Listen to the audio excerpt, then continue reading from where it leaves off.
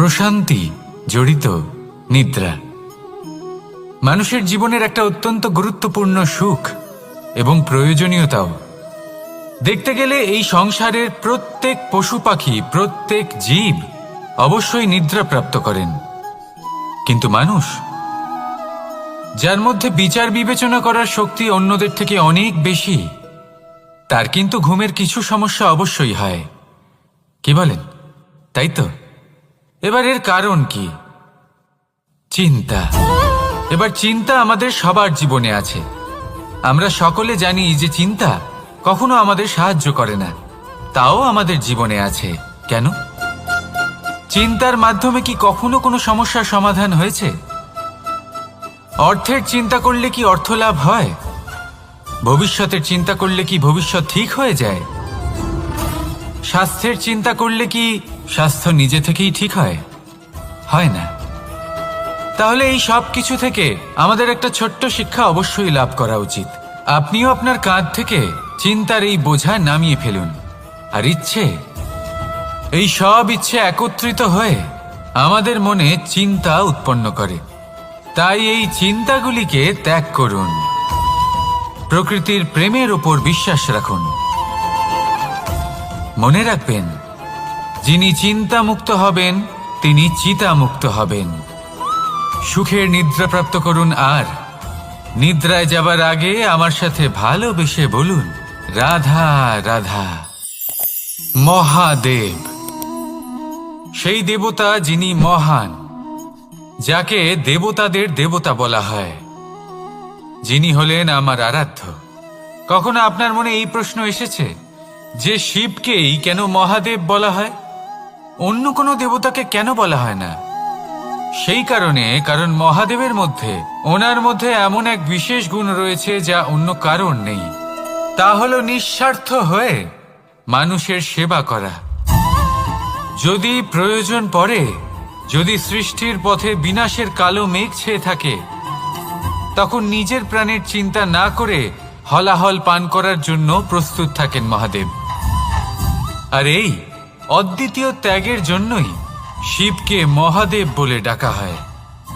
এবার যদি কোনো মানুষও নিঃস্বার্থ ভাবনার দ্বারা নিজেকে অর্পণ করে দেয় এই জগতের কল্যাণের জন্য, মানুষের সেবার জন্য, তাহলে তিনিও মহাপুরুষ, মহামানব হতে পারেন। যদি কেউ অভুক্ত থাকেন, তাহলে নিজের থালা থেকে অর্ধেক খাবার তাকে দিয়ে দিন। যদি কেউ অসুস্থ হন, তাহলে তাকে সেবা করার, চিকিৎসা করার চেষ্টা করুন। এই জীবন শুধু নিজের জন্য নয়, অন্যদের প্রতি, সমস্ত সংসারের প্রতি উৎসর্গ করুন। যদি এই সব মানুষ শিখে যান, তাহলে তিনি মহাদেবের পথে অগ্রসর হতে পারেন। যদি মানুষ নিঃস্বার্থ ভাবনার দ্বারা এই সংসারের সেবা করতে শিখে যান, তাহলে তিনি নিশ্চিত রূপে মহামানব অবশ্যই হতে পারবেন। আসুন আমার সাথে ভালোবেসে বলুন, রাধা রাধা। স্বর্ণ, হিরে, মুক্ত, মানিক, এই সব কিছুকে আগে পাথর বলা হতো। তাহলে এমন কি হলো যে এদের রত্ন বলা হয়? আর রত্ন, তা বাস্তবে আসলে কি? এটা হলো সেই পাথর যাকে আগে আগুনের তাপ সহ্য করতে হয়েছে, পরখ করা হয়েছে, যাচাই করা হয়েছে, এদের কাটার চেষ্টা করা হয়েছে, কিন্তু তারা কখনোই নষ্ট হয়নি, বরং তারা আরো উদ্ভাসিত হয়েছে, আরো উজ্জ্বল হয়েছে, এই সংসারে আরো প্রকাশ ছড়িয়ে দিয়েছে। সেই জন্য এরা হলো এত অমূল্য, সেই জন্য এরা হলো বহুমূল্য, সেই জন্য এদের রত্ন বলা হয়। এবার মানুষের কাছেও এই নির্বাচনের অধিকার রয়েছে যে আমরা শুধু পাথর হয়ে থাকব নাকি রত্ন হয়ে থাকব। কিভাবে? আমাদের জীবনেও অনেক সমস্যা রয়েছে, বাধা আছে, বিপত্তি আছে। আমরা সেই বাধার তাপে উত্তপ্ত হই, এই সমস্যা আমাদের কাটার চেষ্টা করে। অনেক মানুষ বিভিন্ন পরিস্থিতি আমাদের ভাঙার চেষ্টা করে, কিন্তু আমাদের নষ্ট হলে চলবে না। যেভাবে এই রত্ন সমস্যার সম্মুখীন হয়ে পাথর থেকে রত্ন হয়েছে, সেইভাবেই আমাদেরও আমাদের সমস্যার সম্মুখীন হয়ে রত্ন হয়ে উঠতে হবে, এই সংসারে প্রকাশের স্রোত হয়ে উঠতে হবে। তাহলে এটাই করুন আর আমার সাথে ভালোবেসে বলুন, রাধা রাধা। সংসারে সব থেকে বড় শক্তি আসলে কি? কেউ বলবেন শারীরিক শক্তি, কেউ বলবেন অস্ত্রের শক্তি, কেউ বলবেন জ্ঞানীর শক্তি। ঠিক আছে, কিন্তু যদি আমি বলি সংসারের সব থেকে বড় শক্তি হল শক্তি কোনো এক তথ্যের, আগে হ্যাঁ, তথ্য। এই তথ্য নিজেই কিন্তু খুব শক্তিশালী, অত্যন্ত শক্তিশালী অস্ত্র হলো এই তথ্য। আর সত্যি বলতে অনুচিত তথ্যের থেকে অনেক বেশি ঘাতক হলো অসম্পূর্ণ তথ্য। যেরকম আজ শাম্ব রুক্মির সাথে করেছে, ওকে অসম্পূর্ণ তথ্য দিয়েছে, তার ফলে বিনাশ হলো। যদি এইভাবেই আপনার কাছেও কোনো অসম্পূর্ণ তথ্য আসে, আর যদি আপনি তা পরখ না করে দেখেন, যাচাই না করে দেখেন, আর নিজের কর্ম করেন, তাহলে উত্থানের বদলে আপনি পতনের সম্মুখীন হবেন। বিকাশের বদলে আপনার বিনাশ হয়ে যাবে। মনে রাখবেন একটা অত্যন্ত গুরুত্বপূর্ণ কথা, সঠিক তথ্য পাওয়া সঠিক তথ্য দেওয়ার থেকে অনেক বেশি গুরুত্বপূর্ণ। আশা করি এই কথা আপনি বুঝেছেন। জীবনে যখনই কোনো তথ্য আপনি পাবেন, সেই বিষয়ে ভেবে দেখুন, পরখ করে দেখুন, যাচাই করুন, তারপর নিজের কর্ম করুন। আর আমার সাথে ভালোবেসে বলুন, রাধা রাধা। ধর্ম এবং প্রেম, এই দুই হলো একই মুদ্রার দুই পিঠ। যদি এদের মধ্যে কোনোটা নষ্ট হয়ে যায়, তাহলে দ্বিতীয়টাও থাকে না। কখনো ভেবেছেন এমন কেন হয়? তার জন্য আগে আপনাকে বুঝতে হবে যে ধর্ম আসলে কি। ধর্ম সেটাই যা এই সংসারের প্রত্যেক মানুষকে একে অপরের সাথে সুখ এবং শান্তিতে থাকতে প্রেরণা যোগায়। এই প্রেরণার আধার হলো প্রেম। প্রেম সেটাই যা আপনার মধ্যে অন্য কারোর প্রতি করুণাবোধ জাগিয়ে তোলে, সম্মান জাগিয়ে তোলে। এবার যদি প্রেম চলে যায়, তাহলে সবার আগে বিনাশ হবে সম্মান আর করুণাবোধের। এবার যেখানে না প্রেম রয়েছে, না সম্মান রয়েছে, না করুণা রয়েছে, সেখানে ধর্ম কিভাবে বাস করবে? অশুভ ইচ্ছে জাগ্রত হয়ে ওঠে, ক্রোধ জাগ্রত হয়ে ওঠে, অহংকার জাগ্রত হয়ে ওঠে, আর তারপর আরম্ভ হয় অধর্মের। তাই যা যা ভাবনা আপনার অন্তরে প্রবেশ করছে করতে দিন, কিন্তু যাই হোক না কেন, এই প্রেমকে নিজের থেকে দূরে যেতে দেবেন না। এই প্রেমকে চিরকাল নিজের কাছে রাখুন, নিজের হৃদয়। আর এই প্রেম ভাব নিয়ে বলুন, রাধা রাধা। মানুষের জীবনে উন্নতি লাভ করার জন্য তিনটি স্তম্ভের প্রয়োজন হয়। প্রথম স্তম্ভ শিক্ষা। এই শিক্ষা আমাদের জ্ঞান প্রদান করে। দ্বিতীয় স্তম্ভ ব্যবসা, যার দ্বারা আমরা ধন উপার্জন করি। তৃতীয় স্তম্ভ হলো আমাদের ঈশ্বর, আমাদের ইষ্ট। এনার সাথে যদি আমরা জুড়ে থাকতে পারি, তাহলে এমন একটা মানসিক বল আপনি লাভ করবেন যেটা এই সংসারে আর কোথাও পাওয়া সম্ভব নয়। কিন্তু মানুষ অনেক সময় জীবনে এই তিনটি স্তম্ভ লাভ করা সত্ত্বেও সামনে অগ্রসর হতে পারেন না। তখনও জীবনে কঠিন পরিস্থিতি আসতেই থাকে। এমনটা ঠিক কেন হয়? কারণ সে জীবনে এই তিনটি স্তম্ভ লাভ করে নেয়, জীবনে প্রয়োগও করে, কিন্তু তার ভিতের কথা সে ভুলেই যায়। যেমন প্রথম স্তম্ভ অর্থাৎ শিক্ষা। এই শিক্ষার আধার হলো শুভ চেতনা।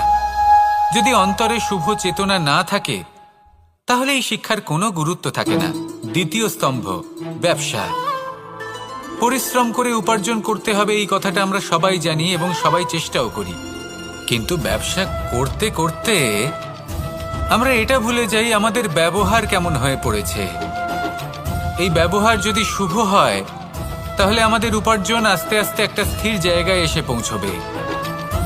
এবং তৃতীয় স্তম্ভ আমাদের ভগবান। যদি ওনার স্মরণে আপনি যেতে চান, তাহলে তার পূর্বে নিজের মা বাবাকে সেবা করুন, তাদের যত্ন করুন, তাদেরকে ভালোবাসুন, কারণ ওনারাই হলেন এই সংসারে আপনার সব থেকে বড় ইষ্ট। তাহলে তিন স্তম্ভের সাথে সাথে তাদের আধারকেও নিজের জীবনে প্রাধান্য দিন। কোনো সমস্যা আসবে না, জীবনে একের পর এক উন্নতি করবেন এবং এই মন প্রসন্ন হয়ে বলবে, রাধা রাধা। সুখ, দুঃখ এবং শক্তি এই তিন হলো এই সংসারের ত্রিদেবের মতো। আমাদের জীবনে যা কিছু ঘটছে এই তিনটির ভিত্তির উপরেই হচ্ছে।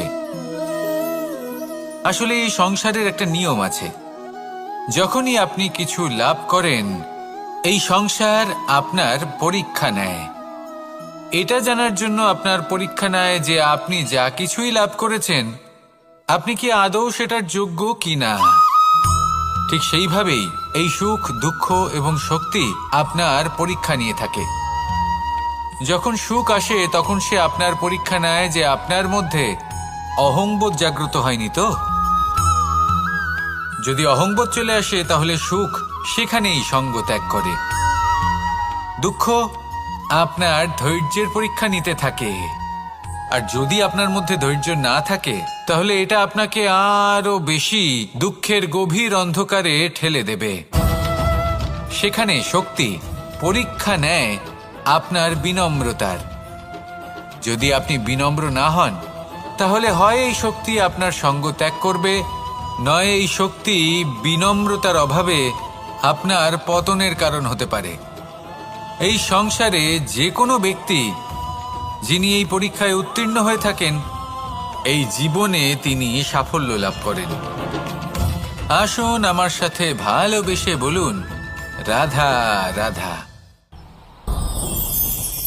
ভয়ের সাথে আমরা সবাই পরিচিত, কষ্টও আমরা সবাই পেয়েছি। কখনো কখনো আমরা অসুস্থ হয়ে পড়ি, আর এমন সময় হলে মাতার মমতা, কখনো বাবার স্নেহ, কখনো বন্ধুদের পাশে থাকার অনুভূতি আমাদের রোগ নিরাময়ে সাহায্য করে। কখনো যদি আমরা নিরাশ হয়ে পড়ি, তখন যদি আমাদের কোনো আপনজন আমাদের দুটো ভালো কথা বলে তখন আমাদের মনোবল বেড়ে যায়। ঠিক তেমন সংসারের এই রঙ্গমঞ্চে যদি আপনি পীড়িত অনুভব করেন, কিছু শুভ কথা আলোচনা করুন, কিছু স্তুতি গান করুন, কিছু মুহূর্তের জন্য হলেও নিজের ইষ্টদেবের কথা স্মরণ করুন আর প্রার্থনা করুন। সাহস বাড়বে, শক্তিও বৃদ্ধি পাবে এবং সামনে এগিয়ে চলার পথও দেখতে পাবেন। তখন এই মন প্রসন্ন হয়ে বলবে, রাধা রাধা। এই সংসারে কখনো কোনো ব্যক্তিকে তার বাইরের পোশাক দেখে বিচার করার চেষ্টা করবেন না, এটা খুব বড় ভুল করবেন। যেমন আমরা জীবনে অনেক সময় এমন করি, ধরুন কোথাও একটা গাছ দেখলাম, খুব বিশাল আকারের একটা গাছ, যেটা মাটির থেকে অনেক উঁচুতে পৌঁছে গেছে, যার বিশাল শাখা আছে। সেগুলো দেখে আমরা ভাবি যে এই গাছে হয়তো কত সুস্বাদু ফল আছে, আমরা সেই গাছের পরিচর্যা করতে থাকি। আবার অন্যদিকে হলো একটি তৃণ, যেটা মাটি থেকে কিছুটা উঁচুতে পৌঁছেছে, কিন্তু সেই তৃণর নিচে, মাটির নিচে অত্যন্ত সুস্বাদু ফল বা সবজি জন্ম নেয়, যা আমাদের স্বাস্থ্যের পক্ষে অত্যন্ত উপকারী। সেই জন্য কখনো আবরণ দেখে কাউকে বিচার করতে চেষ্টা করবেন না। তার বদলে এটা বোঝার চেষ্টা করুন যে আপনার সামনে যে ব্যক্তি আছে বা বস্তু আছে তার বিশেষত্ব কি। যদি এই বিশেষত্ব বোঝার ক্ষমতা আপনি অর্জন করেন, যদি এই শিল্প আপনি নিজের ভেতরে জাগ্রত করেন, তাহলে এই সংসারে বিশেষত্ব কি সেটা আপনি জানতে পারবেন। আর এই সমস্ত খেলা দৃষ্টি থেকে নয়, দৃষ্টিভঙ্গি থেকে জন্ম নেয়। দৃষ্টিভঙ্গি সবসময় শুভ রাখুন আর আমার সাথে ভালোবেসে বলুন, রাধা রাধা। যখন আমরা কোনো বনে প্রবেশ করি তখন এই সবুজ ঘাস দেখে, এই কোমল ঘাস দেখে আমাদের মন প্রফুল্ল হয়ে ওঠে। ভিন্ন ভিন্ন প্রজাতির ফুল, ভিন্ন ভিন্ন রঙের ফুল দেখে এই মন আনন্দে ভরে ওঠে। এখানে শিশুরা আনন্দ লাভ করে, বড়রা ভোজন গ্রহণ করেন, কথাবার্তা বলেন, হাঁটাহাঁটি করে বেড়ান। এবার ভেবে দেখুন, যখন এই উপবনের নির্মাণ হয়েছিল সেই সময় যদি এই মাটিকে সঠিকভাবে খনন না করা হতো, যদি তাতে সঠিকভাবে বীজ রোপণ না করা হতো, যদি কোনো সংঘর্ষ না হতো, পরিশ্রম না করা হতো, যদি চলতে চলতে পায়ে কাঁটা না বিঁধে যেত, তাহলে এই সুন্দর বন দেখে আমরা কি এই আনন্দ লাভ করতে পারতাম? কখনোই নয়। ধরুন কোনো নদীর তটে সুন্দর একটি বন আছে, সেই বনের আনন্দ লাভ করতে গেলে আপনাকে সেই নদী পার করতেই হবে। যদি সুখের নদীর কাছে পৌঁছতে চান তাহলে তটে যে কাঁটা রয়েছে সেগুলোর সাথে সংঘর্ষ করতেই হবে।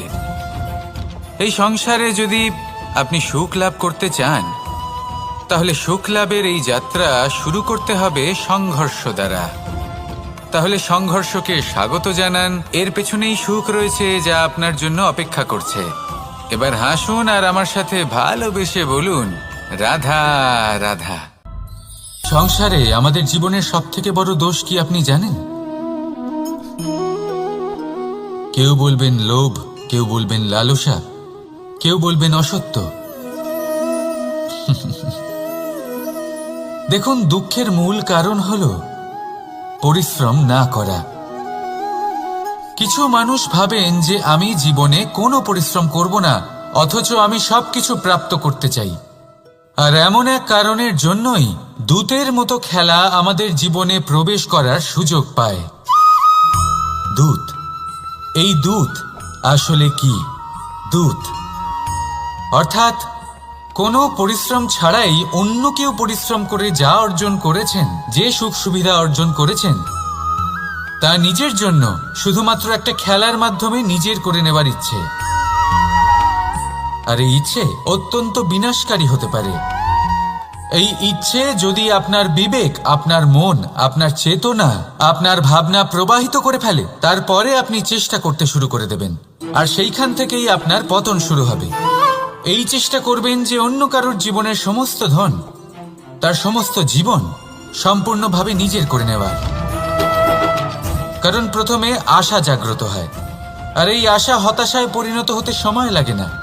এই হতাশা কুণ্ঠায় পরিণত হতে সময় লাগে না, কুণ্ঠা লোভে পরিণত হতে সময় লাগে না, আর এই লোভ প্রতিশোধ স্পৃহাতে পরিণত হতে সময় লাগে না। আর যখন এই সব কিছু হয়, আপনি দুষ্ট হয়ে যান। আর সবাই জানেন যে প্রত্যেক দুষ্ট ব্যক্তির পতন হলো অবশ্যম্ভাবী। তাই নিজেকে দূতের থেকে দূরে রাখুন আর পরিশ্রমকে নিজের কাছে টেনে নিন। জীবনে আপনার যা যা স্বপ্ন রয়েছে, যা আপনি করতে চান, শুধুই পরিশ্রম দ্বারা অর্জন করুন। তাহলে তাই করুন আর আমার সাথে ভালোবেসে বলুন, রাধা রাধা।